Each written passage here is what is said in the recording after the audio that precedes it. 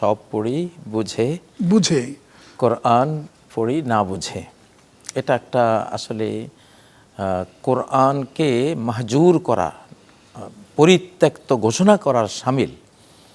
সূরা আল ফুরকানের 30 নম্বর আয়াতে যেটা নবীজি অভিযোগ দিয়েছেন, মামলা দিয়েছেন আল্লাহর কাছে, ইয়া রব্বি ইন্না কওমি ইত্তাখাযু হাযাল কুরআনা মাহজুরা, হে রব আমার জাতি এই কোরআনকে পরিত্যক্ত করে দিয়েছে।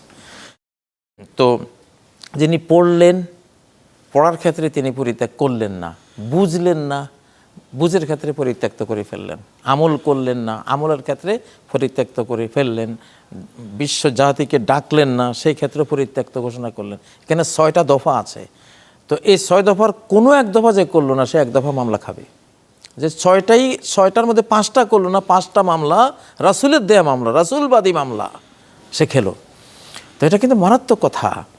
কোরআন তো পৃথিবীতে এসেছেই বুঝবো এবং কোরআন অনুসারে জীবন গড়ব, পরিবার, সমাজ, রাষ্ট্র, পৃথিবী গড়ব। এখন আমি বুঝি না আমি গড়বটা কি,